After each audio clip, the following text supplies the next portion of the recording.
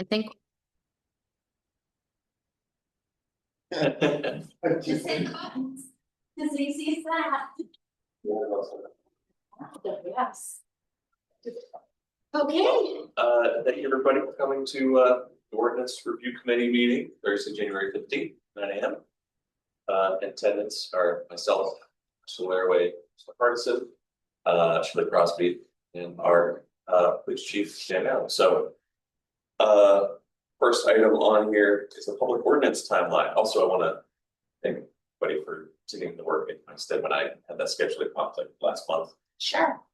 But Shelley, I want you to take it away with what we're working on. All right. So a few weeks back, you all would have received this by email.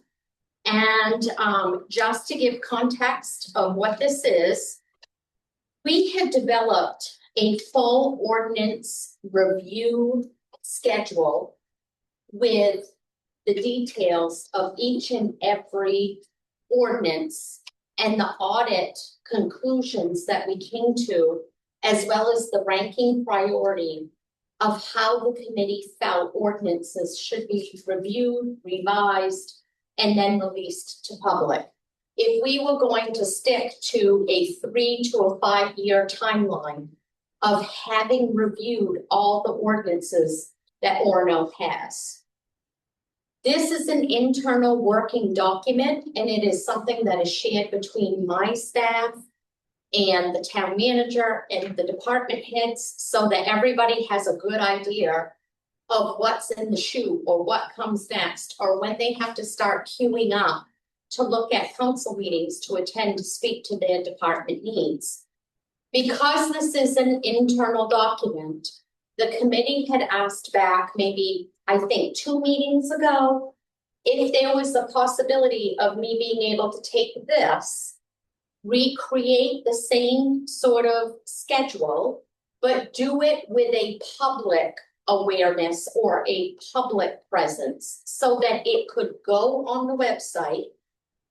And that way the public would basically have the details as well, but maybe not the in the weeds commentary, right? Because do they really need to know how we're queuing things up? What they need to know is where to find language so they can review, and they need to know when to show up at a council meeting.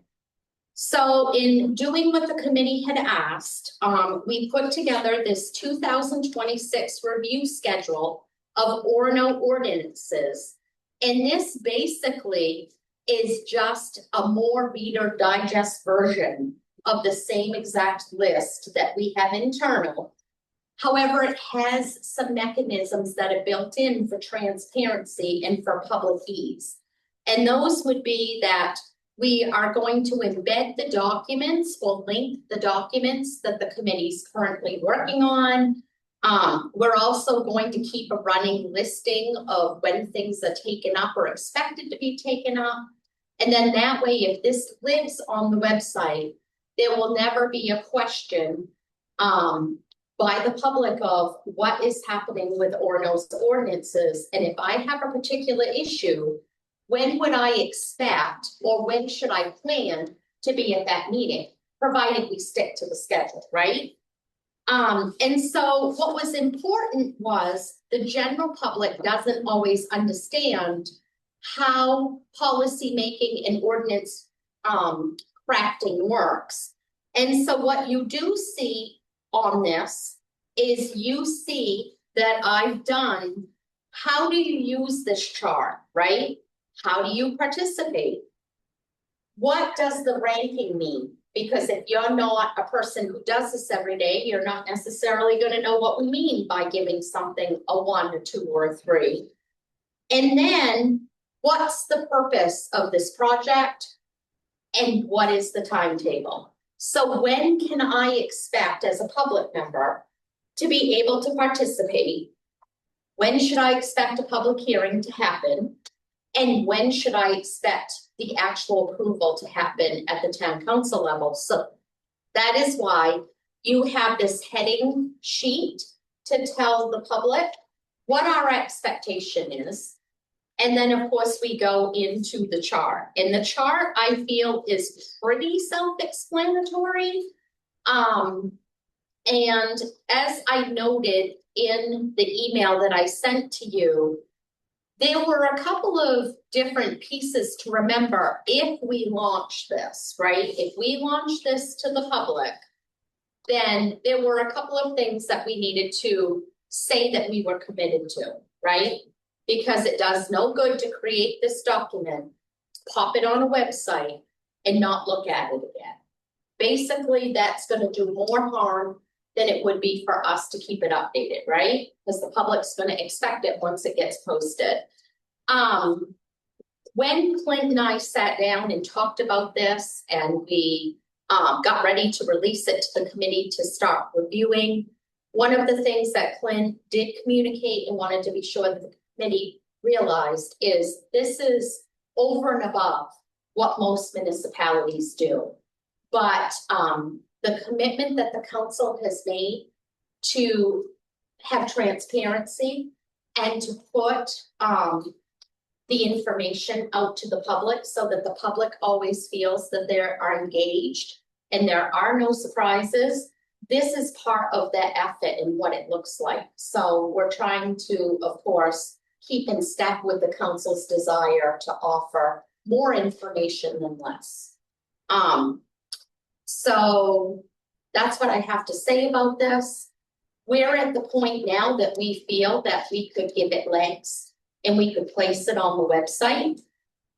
Once it goes on the website, then it's definitely going to be an item that we're gonna have to keep on a rotating schedule and pay attention to, right? That we're keeping it updated and we're making sure the links are working. Because as I said, we would not want to put something out to the public as something exciting and new and then have it not be maintained properly. So does anyone have any suggestions, any feedback, concerns about this landing on the website? This is great. Yeah. I'll say I really appreciate, how much, I'm sure, tedious work goes into trying to pack all of this into a document like this. But this is really clear. I think it makes a lot of sense. And I know in the end, not very many people end up looking at these things on the website, but when people want information, knowing that they know where to go, I think it is a really valuable thing. In terms of what this means for what it adds to an ongoing workload, I know we've discussed somewhere on the website making it really obvious as things are updated that people see what those things are, which is slightly separate from this, the function of a document like this. And I'm wondering, you've put a lot more thought into this than anybody else has probably. If you have any thoughts about what this feels like as an addition to your regular workload, in any ways that we might mitigate that. So if I was to speak candidly, okay, my intent for this document is that I am going to be giving it time in review as I would the ordinance committee. Okay. So this will become part of my routine prep as part of the ordinance committee, right? Because we have committed that we're going to meet monthly. And so at least once a month, I'm going to put eyes on this chart. And if there's something to update, I'm going to update it. And then I'll send off a message to Cody that this has been changed. Could you please update with the most recent PDF? So I just see it right now as an additional layer to what I'm already doing. I think if we go beyond this, meaning that we really start getting in the weeds where now we're putting every first reading and every second reading, and then we're trying to write additional memos to try to explain the steps in between, that is where it's going to become unruly. Yeah, I don't think that that's necessary at all. I mean, if anything, just for this, I imagine whenever we're working on a new section of this, this is when we last worked on it. Yeah. This is when we'll next work on it. Yeah. I mean, that feels like, Mhm. to me, a fairly quick update to this Oh, document. yes, But yeah, any more like in the weeds details are probably things that people want. They'll watch these meetings or they Yes. can see our agendas for this committee. yes. I don't think we should go more. And also, one thing that I did let the committee know last month that you wouldn't have heard is that when we went back and we started tracing on the website where people could review policy making or ordinance changes, we linked them within a town council agenda. So that's option one.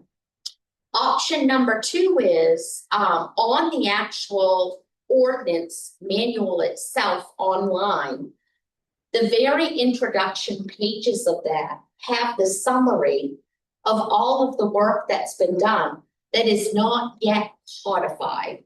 And it has those links there too. So there's, you know, a location number two that a person could look.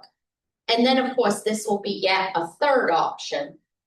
And I mean, I suppose if we were going to take up ordinance changes within a town council agenda, it would simply be easy enough for them to link this document yet again. So I mean, I think if anything, we're gonna be more present with what's happening with ordinance than we've ever been. Yeah. Yeah. I wonder. Actually, I don't wonder. Never mind. Okay. No, I think this is great, and it sounds like now that this document has been created, the actual updating of it as wrapped into your workflow doesn't feel excessive. Right. So Yeah. I don't have any other thoughts or questions. Okay. I know Dan said that he also was really happy with where this was at. So. Yes. Yep. So I am going to safely assume that we should get this posted on the website. And then I would say at your next council meeting, while you're giving your report, that would be something that the committee could report out that it was able to do as part of its work. Would you want this to go to council prior to it landing on the website? Because as a courtesy in the past, sometimes we will send stuff out just in the event that somebody picks up something that maybe we overlooked. I think a few councilors who probably want to do a little bit of digging Okay. before we put this up. Sure. So yeah, why don't we hold off? I can make sure to present your work. Well. Really, you can at the next council meeting we can bring this to the rest of the council for them to give any thoughts on. Yeah. From there. So Okay, that sounds good. thank you, Shelley. Yes, so that takes care of that agenda item. All right, awesome. Our line. Our next item is ordinance chapter 34. We're going to start reviewing, getting into traffic and vehicles. Okay, so we did touch on this a little bit last month. There has been significant changes yet again. I did meet this week with our public works director and with our police chief. I briefly met with EJ and also touched base with Megan Hess, because as any ordinance gets crafted and changed and revisited, things change, right? And so what I'm going to do to try to keep everybody in the know is I'm going to give you two versions of this. I'm going to give you the redlined version because that is going to tell you play by play what was changed, and you will see all of my chicken scratch, okay? And then I am going to give it to you if it was to be final printed, okay? So it's the same exact copy as what you have with corrections and notes in the margins. But this is what it would look like if we had codified it and it was ready to go. Having said that, it is not ready to go, okay? Because we have been running up against some statutory requirements and things that we want to be sure that we pay attention to. I'm also going to hand out to you the new, if the committee is inclined to do this, the new road and street closure chart. And I will reframe what this is gonna look like if this ordinance moves down the track that we've got it going, okay? So I'm giving you a lot of paperwork. But we certainly can cover where we're at. And let me just say out loud that the schedule says if we were staying on schedule, we should bring this to council in February for a public hearing for a first review. And then in March, we would be making the recommendation that this is ready for adoption, okay? Right now, and after the meetings that took place this week, if we hyper-focus on this, we can stick to that schedule. Provided this committee does not have concerns, questions, or want to maybe sidebar, right? If we want to really give it more thought, and we do want to sidebar, meaning that we want to maybe do more exploration with other communities, then I would want to push this out at least another month, meaning that we would have the public hearing in March, and then we would be looking at April to take this for adoption. And I think as I go through this and I explain some of the significant changes, that's going to give you a better sense of why I'm telling you, you kind of have two options here. The goal would be that when we take an ordinance before council for adoption, that we're confident in the ordinance, right? That we know the material well, that we can articulate and we can defend the material, right?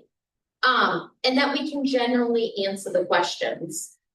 It wouldn't be that we would just throw it out there and hope no one asked questions. And so that is why I'm taking the approach that I'm pulling in the experts and I'm allowing them to tell me a story about what works and what doesn't, and what can they enforce and what can they not, and what can they reasonably pay for and what can they not, right? With what they're given for a budget and direction. So that is how I'm going to launch into this.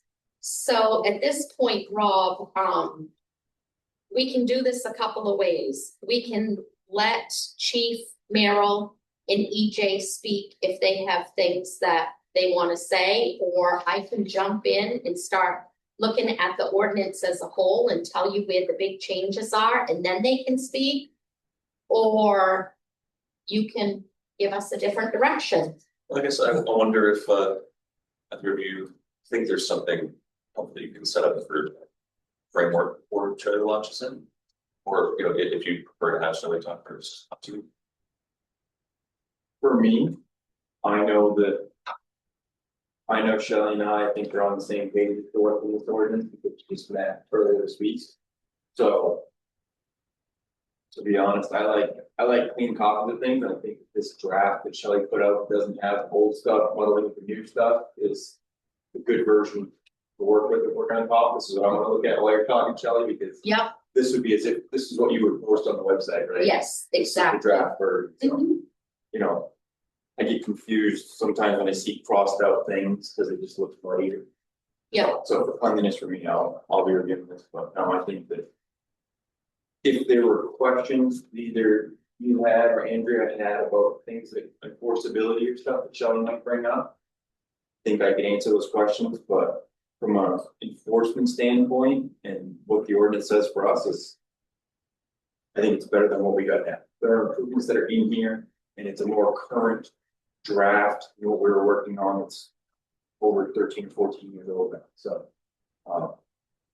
I like where it's going. For that, I would answer questions if they came up along the way. I'm good either way. I'm obviously new to the whole process. trying to think how any of these items may impact other things. Like, what is it, like, just for an example, all parking prohibited on Mill Creek, Monday, 5 AM to 7. That's great, but does that happen?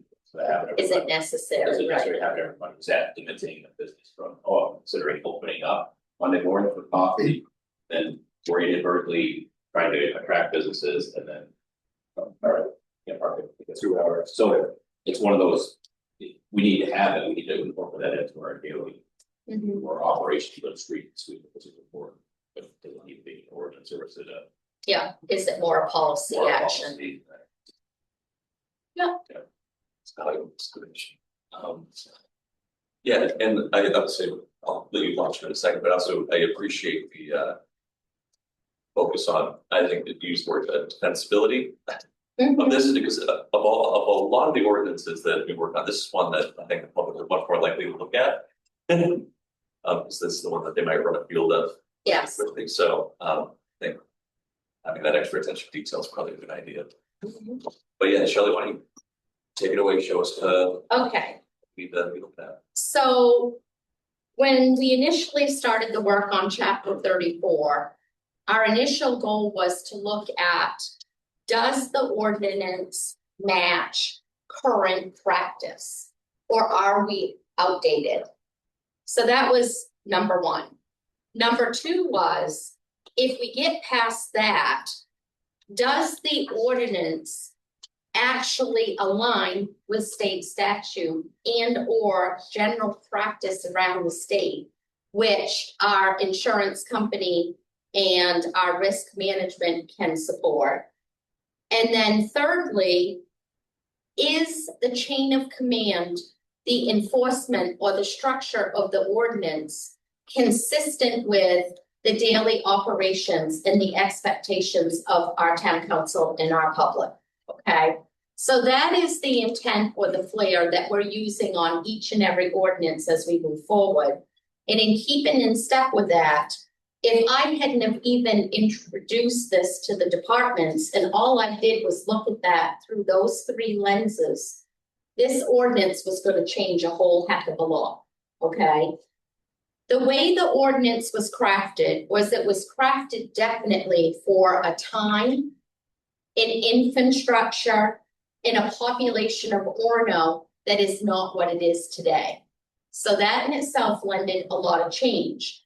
Secondly, the ordinance was set up to speak to and to direct a town manager and not necessarily be concerned of any department. And if you look at the ordinance as it was crafted and you break it apart, it really focused on the enforcement and the infrastructure, right? So roads and streets and traffic in general. And how are we basically setting up our infrastructure? And once that infrastructure is established, how is it being enforced? And at the crux of it all, why is it asking that the town manager be the person, point person, right? Because that's not necessarily how we're structured.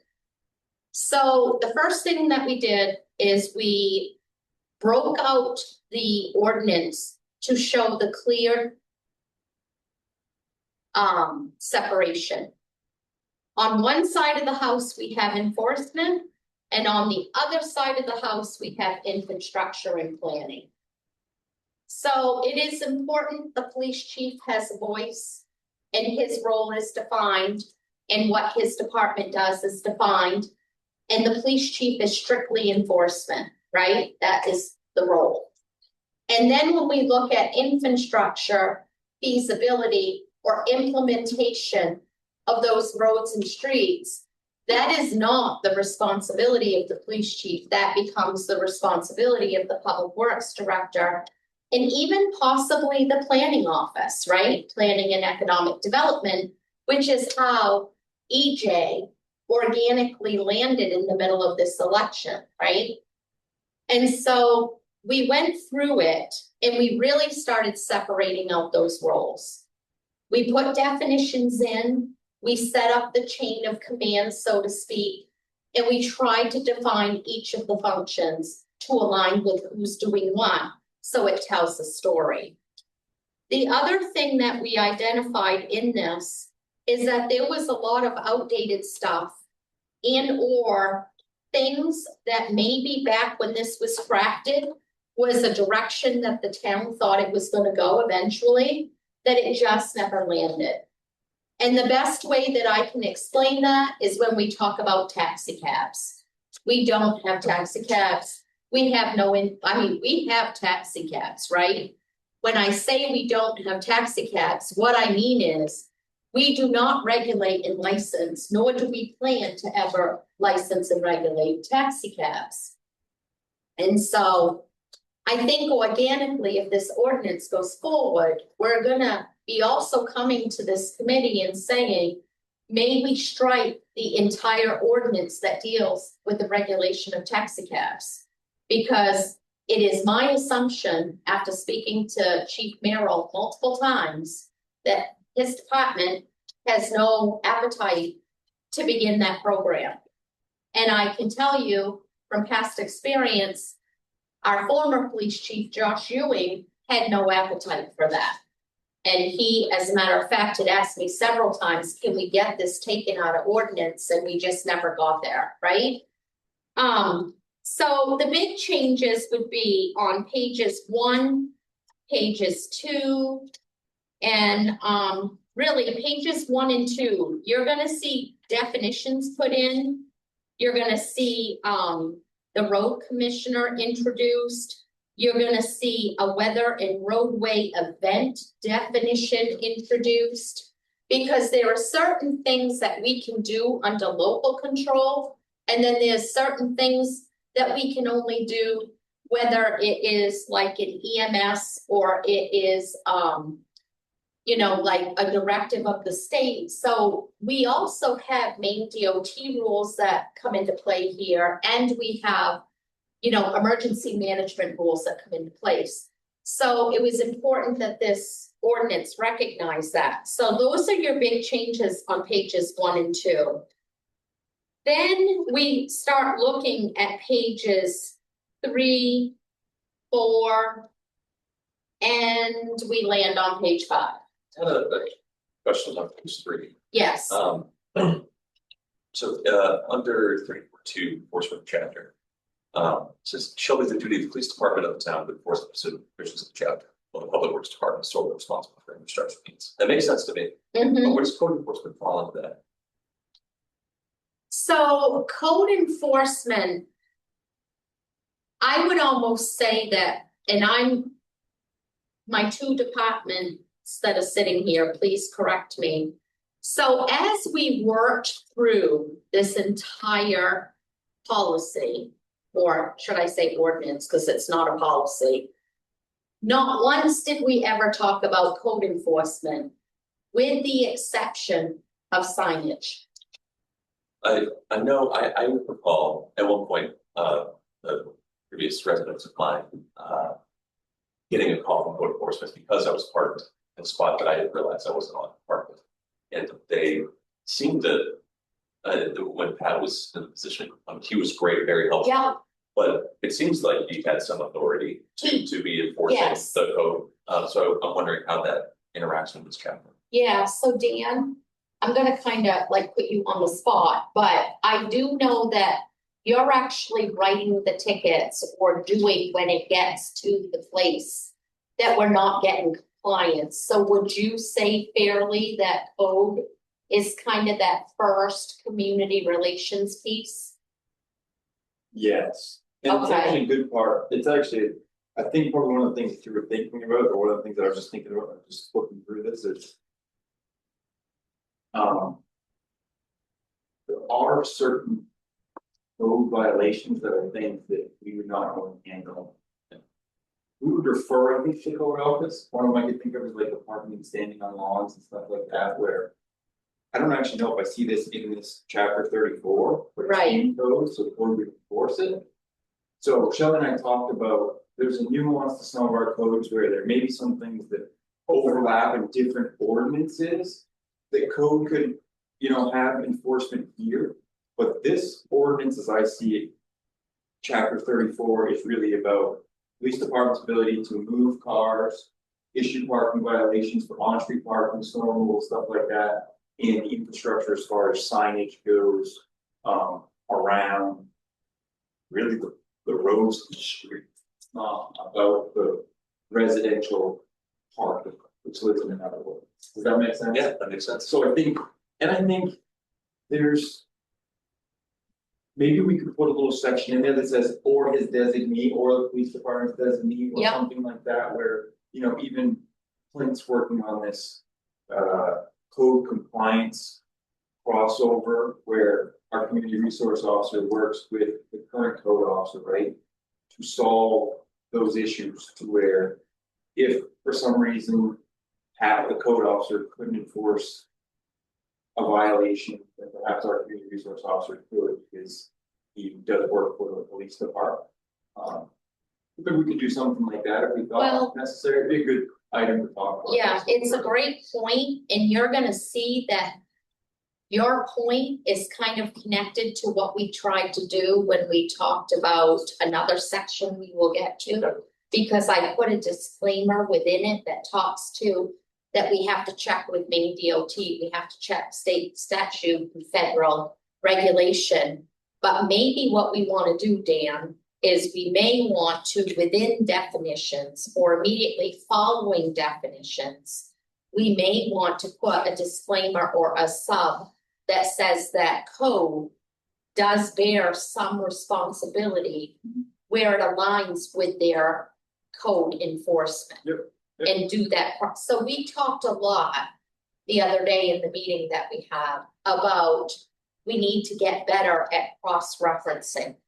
Or referring back to other chapters where there could be more clarity or thought given to a specific area, right? Because I think right now. We've done that in some ordinances, especially the new ones, but some of these outdated ones, we didn't really do that well. So you bring up a good point that we have not really talked a lot about code. Yep.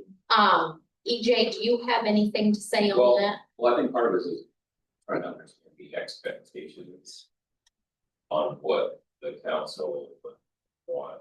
If the expectation is that code is out to intimidate on streets, main streets and roads, that's an unrealistic expectation. I don't think there's a, No, I'm just trying to, okay, so I think the part is trying to separate out hierarchy of sort of enforcing roads and streets versus enforcing off-street parking requirements, parking on Yeah, things that aren't like an emergency or don't read an emergency. Like obviously if someone's parked on Main Street, like blocking access, emergency access or something like that, that's a piece sort of to get a tow, those kinds of things. If it's like a parking lot requirements or people are, when people parking in Driveway. driveway or things like that, and that's moves into the code. Because we're on the front end. Putting the codes in place when people move or develop things. Trying to understand sort of after the fact, how do we sort of deal with some of those things, would be some collaboration anymore. I think actually what you just said. Might clarify for me is there is another, I don't know, actually, I don't even know off the top of my head where the ordinance is, but. This feels more like a public facing, public roads ordinance, does that make sense, Rob? Where some of the stuff that EJ was just talking about is the ordinances that govern. Private residences and private property rules and regulations. Right, so parking on lawns, having too many cars in your parking lot, those are private property, private residence ordinance violations that code enforcement would normally handle. Whereas I see the spirit of this whole ordinance, if you look at the whole, like everything that's in this ordinance, this is very. Public property, public ways, public road, access. Spirited, right? So I think what Shelley was talking about, where she'll get is. That doesn't mean that those two ordinances could overlap, but I think that if we stay just in the lane of what this ordinance is, it is very public way, public roads, public streets, public parking lots, would you agree with that, Shelley? I would, and if I was to look at this right here, chapter 32, streets and sidewalks. Is that where it is? Yeah, I think what we may want to do, is separate of today, we may want to go through chapter 32 to see whether or not some of, See what the governance and rules are. Right. on that one. and see if we don't want to at least put a clarifying sentence within, you know, the body of this that says if this, you know, because I'll be honest, if I look at the page that we're on right now, that page, that sentence that is in red that says, while the Public Works Department is solely responsible for the infrastructure needs, that is a new sentence application. But there isn't anything that says that we couldn't put yet another sentence that says, you know, please refer to or reference to, that. Yeah, I think it would be helpful because this is, labeled traffic of vehicles, even though, I think from my reading of this, it makes sense to me that this is more about public roads, public ways. Yeah. Anybody who's gotten a call like I did, just go from code enforcement, is gonna try to review this and say, well, where's the information that is relevant here? And I see streets and sidewalks as the place to go. So Yeah. having something in there that directs people to know where the relevant ones are. Yeah. That's helpful. Yeah, so great suggestion, and we can easily, I mean, that's not a problem at all. And then I guess the other, well, I just Andrew, did you have anything you want? Okay. The other thing I had in this, that actually isn't a result of any changes you've made, but looking at 34.6 on the same page, that was kind of interesting. It shall be unlawful for any person to operate or park a vehicle for the primary purpose of advertising. And I'm wondering, how you, I'm sure there's probably blatant examples of this is clearly just here to advertise, but some vehicles can be pretty garish about sort of what they're advertising. If they're just parked and they happen to be advertising, I guess, is there some sort of way that enforcement thinks about how you navigate that? I can also give you an example of said situation. So this was not in this community. It was in another community. But I actually had a clerk reach out to me. And she said that her polling location was in a very controversial area of town, meaning it was a fired up, very tight area of town. And she said that a private person bought a piece of land or a right of way for the sole purpose of being able to do political advertising to sway voters in particular elections. And they would put in a farm truck with a great big huge billboard on that piece of property that literally bordered the 250 scope, and it would be parked there for the whole day. And so, she was asking questions around what enforcement or what ability do we have? So number one, it is creating a traffic hazard. Number two, it's advertising technically on the border of the 250 line, but yet this business owner who is very political and this private individual who is very engaged is using this in this way. So when I read this kind of language, that is the kind of thing that immediately goes to mind for me. Dan, I would turn it over to you to speak to what you know about this type of language. I feel like we've had something like this happen many years ago, where I think if you go to like the extreme example would be the spirit of what the town's trying to avoid is the Las Vegas Strip, where people are renting flatbed vehicles and having billboards driving all around down through downtown. And just if I see you passing through, it's different than if I see you driving all around, hitting all the side streets, living in Pine Tree Park lot, right? Like there's some. I would take that as the spirit of this is what the ordinance is, and there would have to be some type of as this would say, a permitting process or permission process that they have to go through. With, it sounds like code in the town manager's office to be able to do something like that, so that people couldn't, you know. I think that even some neighboring communities have. Seen something like this, and it still happens where people could park controversial signs outside of businesses or drive down through downtown, inflammatory statements on them. And if you don't have any rules governing and not being able to, people can just say, I'm not violating, anything, we have no legs to stand on.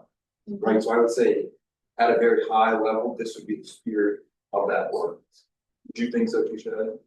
Yeah. Like, it's kind of a very low use house, but if we wanted to, in a clean term, lever an ordinance, Sure. this would be a lever that's there that we could pull. Yeah.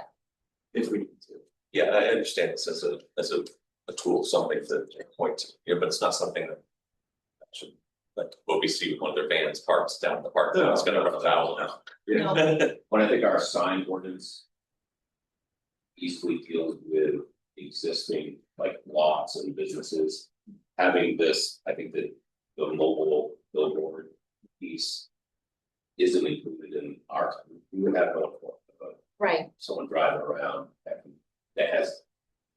Sign has nothing to do with business, you're just trying to advertise. Mm. Wherever you want throughout the top of the base, and I think of specific wording that. Zeroes in on that. yeah, I think there's. But how they interact with the sign ordinance, like your example. That could easily be, I would imagine, within our sign ordinances. Just running through the back of my head, I know there's some temporary signs that are allowed. Yeah. The size is allowed, so it might be to tackle that situation, it might be a sign ordinance, but not a mobile billboard. right. Well, I appreciate all of your input on that, I know it was tangential to a lot of the main stuff at hand, but I just thought it was, it's a question of it's one. Yes. So the next big change I would say that is not just good housekeeping would be on page 5. And that would have to do with section 3436. And this is relatively new, meaning that we literally just changed this language around as a result of the meeting that we had Tuesday. And this was brought up by our public works director as well as Dan a bit. And it speaks to the installation of crosswalks, speed tables, and some of these different mechanisms.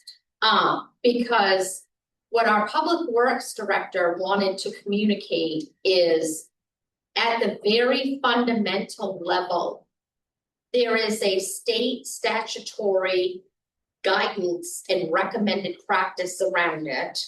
As well as Maine DOT has its own guides of how it has to be done. And it is spelled out that there are minimum requirements, like the road or street has to be traveled at less than 40 miles per hour throughout the span of that road. And there's a distancing that has to happen. And you can't have so many within a certain span. So when our public works read this section and how it was constructed, his concern was it doesn't point the reader or the neighborhood or the person initiating the request to understand that we can't just put things in because it's been asked. And so he wanted to be sure that we put something in there that speaks to that, just to keep everybody informed.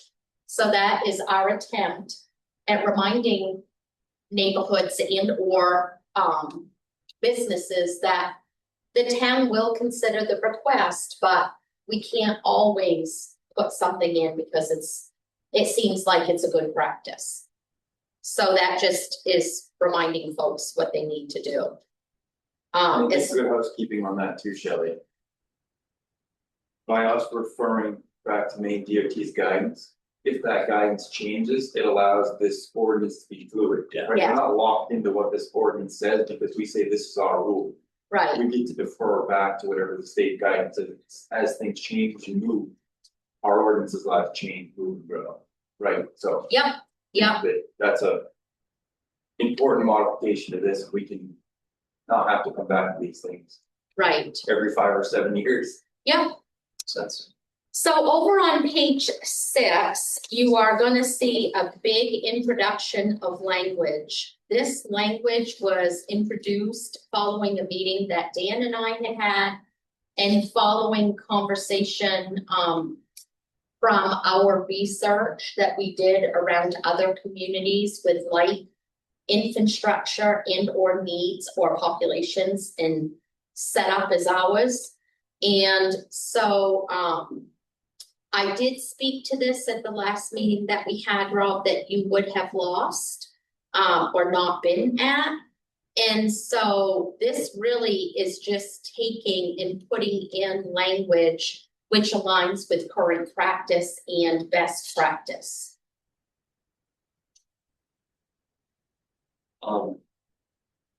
Pretty sure I understand this, and it's just, the last sentence in the first paragraph is added, in the absence of said review and adoption. The previous language should be in effect, well, that previous language is referring to, the, restricted traffic and parking street list, a suggestion to Mhm. restricted street, okay, I Yep, just wanted to be clear. yep. But I think this looks great. So basically just given the rules of engagement. And Dan, your opinion on that has pretty much stayed the same. You haven't had any reason to, okay, great.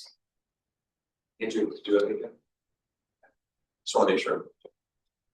So the next significant change would happen on page 8. And it would come at the bottom of the page, section 3490. And this is where we're trying to do away with that taxi stand, taxi stop, and taxi cab mentality. And we're trying to introduce the idea or the concept around that there may be areas of rideshare, public transportation stops, and or courier service locations, right? And we did in previous meetings have quite a lot of conversation around that. So I'm not going to get into a lot of discussion about that today. Certainly, if you had questions, I would say, ask them. But what we're trying to do is think long term that we're creating an environment or we're creating an ability for the infrastructure to grow and to change as the needs change. And if, planning comes to us and says, hey, listen, over on Mill Street, this is the area that seems to have issues, and maybe we need to consider that this is going to become a permanent courier stop, and this is how we'd like to see it constructed. Then this allows us to have some flexibility to do that without having to go back or to change ordinance. And I mean, who knows, maybe someday we will put in a parking garage, right? And it will be over somewhere in that area, and maybe at that point, some of this stuff might go away too.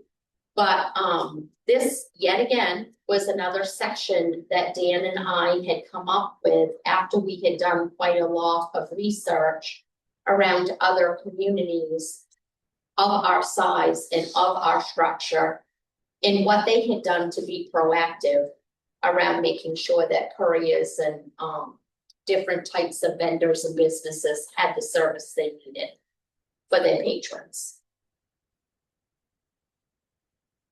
That makes a lot of sense. Okay, Good. let's jump over to page 10. Because page 10 is where this really gets dicey, and I can see probably quite a bit of council conversation. So page 10 is where we start talking about prohibited parking. And as you know, right now, we have an exhaustive list. It has been the recommendation of the department team, senior management team, that needs to be struck and taken out. The way that we used to do things is not working for us. And it has actually gotten to the point that if I can step on Dan a bit, he's having difficulty, number one, with enforcement, and number two, being able to defend when he chooses to issue a ticket out of his department. And in light of that, Dan and I did a little game where him and I sat together for 15 minutes? And him and I tried to come up with a better way to list our streets and roads and also defend what if we give a ticket, but yet we have to explain to the person why the ticket was given. And unfortunately, the way the ordinance is right now, we can't even tell you where some of these locations are. And so that's pretty bad when your town clerk and your police chief can't tell you where in town you can and can't park, right? So as a result, we built this chart, which is what I gave to you all. This chart would become the new framework of an even bigger project that is not going to happen overnight with the changing of an ordinance. However, this chart begins that conversation and starts to outline how we're going to approach dealing with prohibited parking on streets and roads, okay? And at some point, certainly, we would want to consolidate this even more. But if we have a violation on Bridge Street and that person challenges it, and then Dan and his team has to say, well, this is where you can and can't park. And they say Bridge Street, also called Ferry Hill, north side of the Bridge Street from the intersection of the way leading from said street of Bennett between the fire station and the former Bennett Street School building to the monument square so-called is why you got your ticket. How the hell are we gonna defend that in court? And I'm sorry to be that crass about it, but we wanna be able to come across as being confident and skilled in our job. And this language certainly just doesn't feel that way. I mean, Dan, am I taking words out of turn? Oh. Okay, No, it's not fundamentally great to have to pay back Hill bill or cards too, or you can like, yeah, we can file it. yeah. Yeah. Not great. Not great practice. So when you have this kind of a sticky situation, you try to think about how can we be more efficient? What can we do differently? How can we set something long term? So the suggested new language is what you have in front of you. And I will take a pause and let you look at that because you may or may not have seen that at the last go around. And then Dan and I can speak to questions that you have.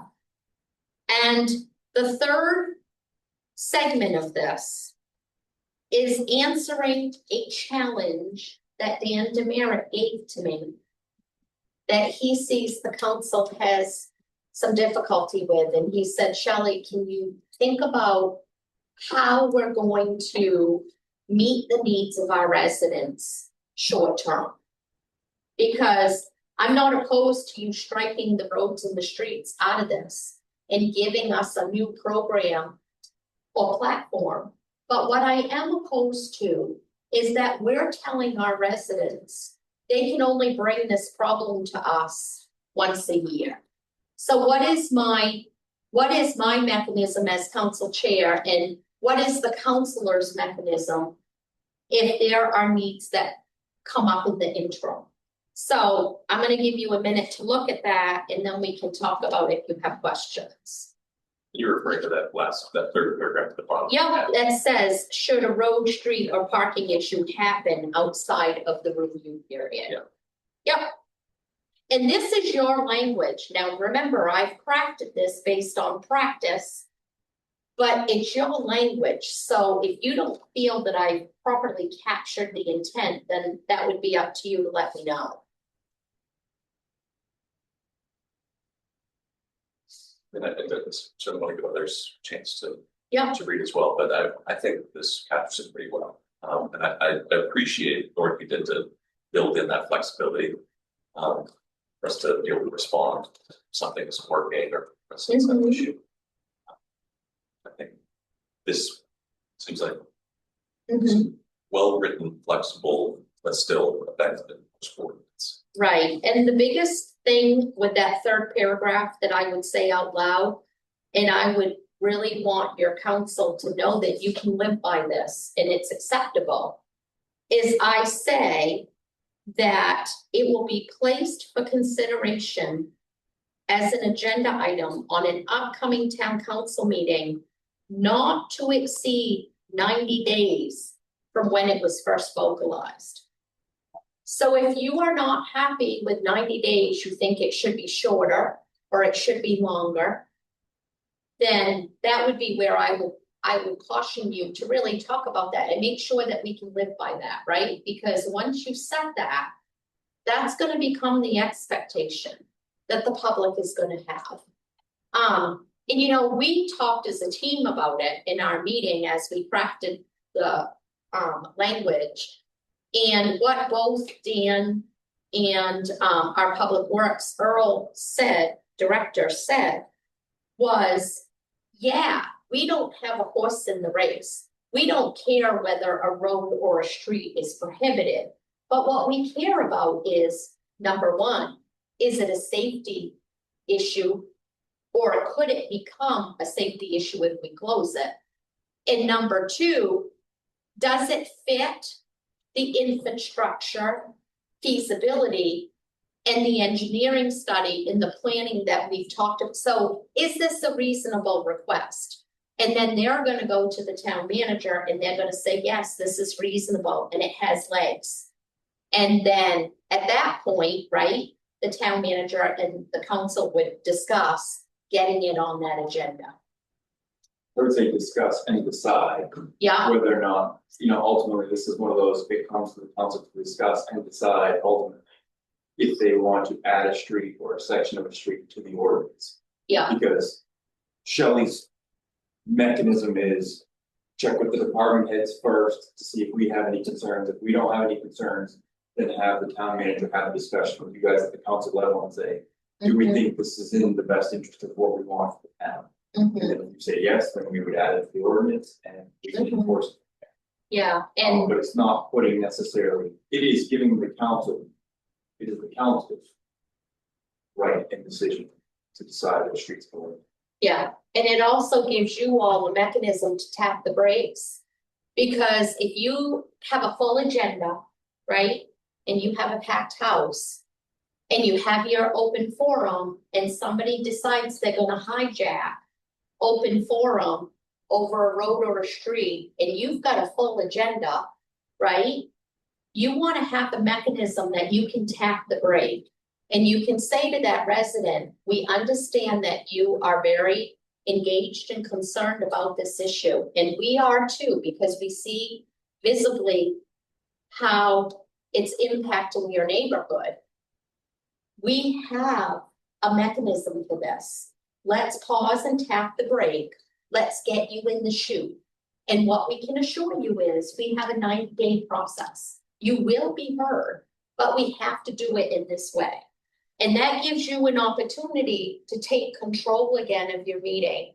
Not that you're dismissing that resident, but that resident now has confidence that they've been heard. We have a certain. Yeah, yeah, and I think, you know, what Dan had said to me was, there are times that it feels as a council that we don't really have the mechanism in place to tap the brake, because to tap the brake means that no one knows what comes next. So that was what he challenged me with, and he said, can you think about, with your experience in engaging a lot of communities in Maine, can you think about what that looks like if we tap the brake? And how do we not skid, right? So that's the intent. The other thing that you will see in here is the second portion of this that says, as technology allows and wherever appropriate, the town of Orono will make use of any device, electronic equipment, signage, or software to inform the public on which roads and streets allow public parking. In addition, should implementation take place, a full detailed policy will be kept at the municipal clerk's office for public view. Why is that there? That is there because we introduced a whole new idea of where we wanted to install signs throughout town with QR codes or GIS mapping or pinpointing a location that our community would have instant access to whether they could or could not park. I am still being told that that is a reality that we can implement. But if I don't have an ability within the ordinance to make that happen, then I'm gonna be coming back to you, right? And the team will be coming back once we're ready to launch that.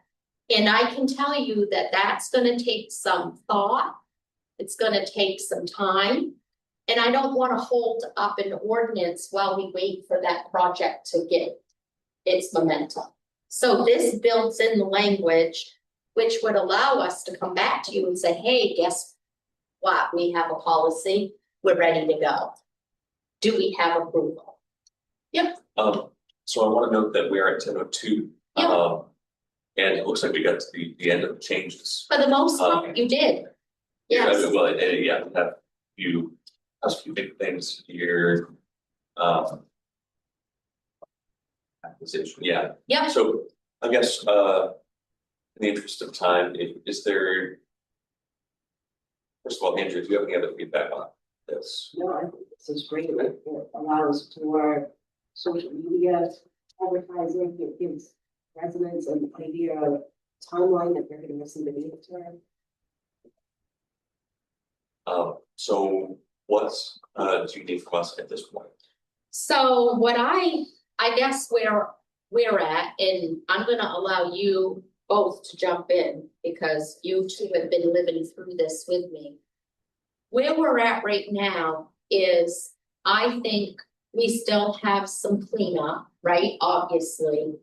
And we have a couple of things that we need to connect the dots on. So I can hyper focus on this and be ready for February public hearing and vote in March. Or I can work with the team, know that we are definitely ready, take that pause of a month, you see where I'm going with that? And field check it, right? Just to be sure that if we get asked a question, we have a good, right now, if I hyper focus this, I can't tell you that I can answer every question, right? Because we just met this week and added more language. If we do that, that means we're delaying, we're putting the public hearing in March, and then we're taking it up in April. So we're only talking a matter of 30 days. So I think if you think the quality of work would be better and you're less rushed, I think extending the timeline makes sense to me. It seems like Yeah. it's same similar vibe. So if that works for you, I think that's great. What does that mean for next month's meeting? If we, So I would say if we were to meet next month, you would be getting the final, okay, the ready to go. I may even have the memo put together that explains those changes, which you could take a look at and say, yep, this is ready for council. Because remember, we had talked about they would like to have just a quick memo of what were the changes and why. And I may even have more follow-up after working with the GIS coordinator, Megan Hass, because she was unable to make our meeting this time.